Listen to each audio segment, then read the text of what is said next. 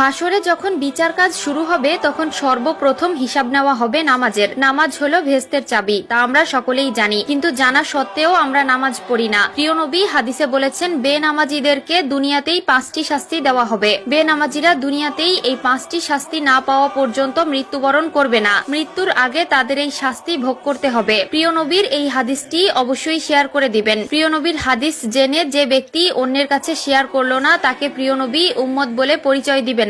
আমরা জানবো এবং অন্যকে জানাবো। এবং আপনি যদি প্রিয় নবীর উম্মত হয়ে থাকেন তাহলে অবশ্যই আলহামদুলিল্লাহ কমেন্ট করবেন। তো চলুন বেশি কথা না বলে শুরু করি আজকের ভিডিও। আজকে আমরা জানবো বেনামাজি ব্যক্তিদের দুনিয়াতে কোন 5টি শাস্তি দেওয়া হবে। বেনামাজি ব্যক্তির সর্বপ্রথম যে শাস্তি হলো সেটি হলো তার কোনো দোয়া কবুল হবে না। সে আল্লাহর কাছে যতই দোয়া করুক না কেন তার কোনো দোয়া আল্লাহর দরবারে কবুল হবে না। 2 নম্বরে যে শাস্তির কথা বলা হয়েছে তা হলো তার নেক কাজের কোনো বদলা দেওয়া হবে না। প্রিয় দর্শক, ধরুন আপনি কিছু পাওয়ার জন্য নেক আমল করলেন, কিন্তু আফসোসের বিষয় আপনি যদি বেনামাজি হয়ে থাকেন আপনার নেক কাজের কোনো ফল আপনি পাবেন না। 3 নম্বরে যে শাস্তির কথা বলা হয়েছে তা হলো চেহারা থেকে নেককারদের নূর উঠে যাবে। প্রিয় দর্শক, জন্মগতভাবেই আল্লাহ তাআলা কালো, সুন্দর, অসুন্দর সকলের চেহারায় একটি মায়াবী নূর দিয়েছেন, কিন্তু নামাজ না পড়ার কারণে তাদের চেহারা থেকে সেই নূর উঠে যায় এবং দেখতে দেখতে একসময় চেহারার অবস্থা ভয়ঙ্কর হয়ে যায়। যার চেহারা থেকে আল্লাহর নূর উঠিয়ে নেয় তার প্রতি মানুষের কোনো মায়া মহব্বত থাকে না। 4 নম্বরে যে শাস্তির কথা বলা হয়েছে তা হলো তার জীবনের বরকত উঠে যাবে।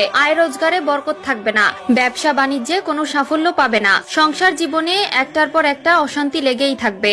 যতই ইনকাম করে ততই মনে হয় যেন কোনো সফলতা পায় না। এর মাধ্যমে বোঝা যায় আল্লাহ তাআলা তার জীবন থেকে নেক বরকত ছিনিয়ে নিয়েছে। 5 নম্বরে যে শাস্তি দেওয়া হবে তা হলো কোনো নেককার বান্দাদের দোয়ার মধ্যে তার কোনো হক থাকবে না। যে ব্যক্তি বেনামাজি তার জন্য যদি কেউ দোয়া করে সেই দোয়ার ফল সে পাবে না। এমনকি ওই বেনামাজি নিজের জীবনের দুর্দশা দূর করার জন্য যদি কোনো আলেমকে এনে দোয়া করায় সেই দোয়া আল্লাহর দরবারে কবুল হবে না, কারণ বেনামাজির জন্য নেককার ব্যক্তিদের দোয়া কবুল হয় না। নামাজ হলো সকল জীবনযাত্রার মূল চাবিকাঠি।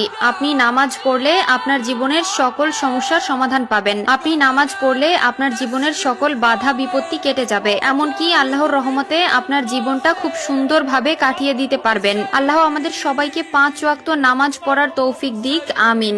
হাসরে সর্বপ্রথম হিসাব নেওয়া হবে নামাজের। আল্লাহ তাআলা মুসলিমদের উপর নামাজ ফরজ করেছেন। কাফের, মুশরিক ও মুসলিমদের মধ্যে পার্থক্য হলো নামাজ। প্রিয় দর্শক, আজকে আলোচনা করব নামাজ নিয়ে। যারা নামাজ পড়েন কিন্তু নামাজে মনোযোগ হারিয়ে যায়, দুনিয়াবি চিন্তা আসে, তারা কিভাবে নামাজে মনোযোগী হবেন সেই নিয়ে আজকের ভিডিও। প্রাণ ছাড়া দেহের যেমন কোনো